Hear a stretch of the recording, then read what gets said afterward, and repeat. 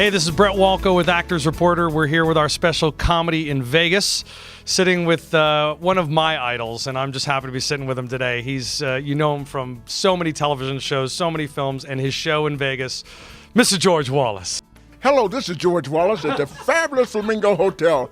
The new Mr. Vegas is in the house. I'm so happy to have you and everybody watching. If you ever come to Las Vegas, you got to stop by and say hello, and we just have fun every night. That's what it's all about, having nothing but fun. And I was on a little long tonight because the people were great, and I'm supposed to be out there for 1 hour. I think I did an hour and a half tonight. That's just crazy.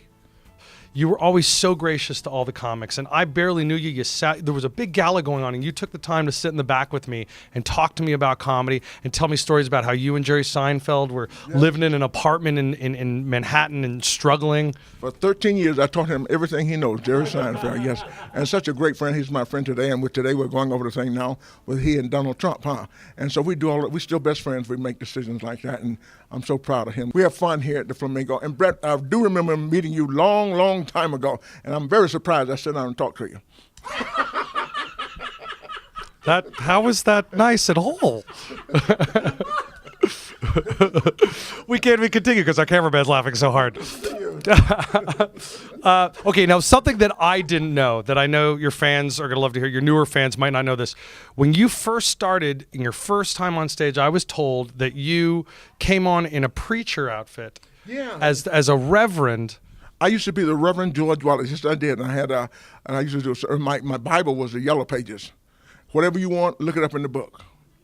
Thank you so much. You have to let your fingers, whatever you're looking for. You need a lawnmower, it's in the book. You need a vasectomy, it's in the book. Everything, whatever you need, it's in the book. I'm gonna have to bring that back. That's a whole new character with the outfit and everything, and had a Jewish high on. And yeah. It's really nice. You'd make my tribe proud. Oh, well, thank you so much.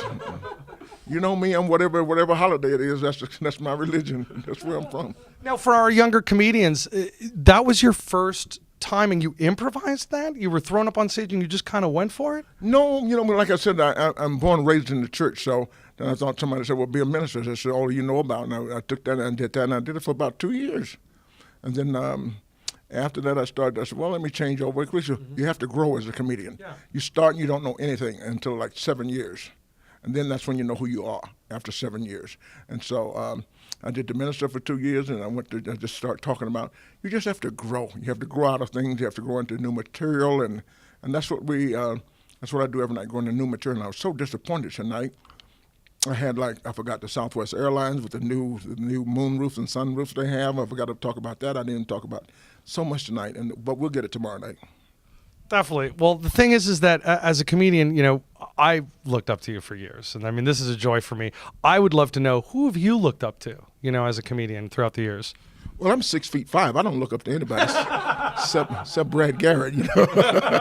Brad Garrett. I look up to people. I'm an old school. I'm very old school. I want to be a comedian because of old comedians like Red Fox and Red Skelton, Red Bud, and Pinky Lee. As you know, there's all people of color. I used to look, but Richard Pryor and not only older comedians. I look up to young people. Of course Jerry and at the time was Arsenio Hall and Jay Leno. All of us grew up together and having fun. Gary Shandling, all of us grew up together, and just a lot of fun. And all of the young comedians out there today, is just fun working with them and watching them work. Yeah. And I hang out with all the young people, and I'm an old guy, but I don't feel like I'm old. I guess in my mind, I keep thinking that I'm still thinking like a young comedian. I try to. Well, when you're on stage, I mean, the energy you have, it's so fresh every night, and you seem like you're in your 20s. Well, that's what I think when I get out of that. It's kind of like when you go out on stage, one thing about a comedian, when you go out on that stage, you could be sick before you go out there. You could have a headache and stuff like that, and you go out there and you do that show. It's just fantastic. I just think it's great when you walk off the stage, headache says, how you doing? I'm back. I'm waiting. I'm still here. I never left. And your leg is hurting, thing like that, and you start to limp again, But it's wonderful. That is really... medicine, not medicine. What is the word I want to say for that's a remedy? Food for the soul? Food for the soul. Doing comedy, there's nothing better than that. And as I said tonight to the people, I'm starting to be somewhat of a lecturer, hoping you feel better when you left here than before you, like as you did in the doctor's office. Something like that I said tonight. But and I think it is important. There was a man, you saw the man they brought in tonight in the wheelchair? Uh-huh. And they had me go talk to him afterwards. He's got less than 3 weeks to live. And I thought it was a pleasure for me to be able to make this man laugh. And that's what it's all about. It really is. It really is. Maybe he can. I told you just keep laughing no matter what. Isn't that great? And that's what's good about comedian. You know, he pays us a lot of money, but it's not about the money sometimes. When people come up and give you stories like that, my wife passed away. I just come out of brain surgery. Haven't had a laugh in years since I laughed like that. I just think it's so wonderful and it's touching to be able to help somebody.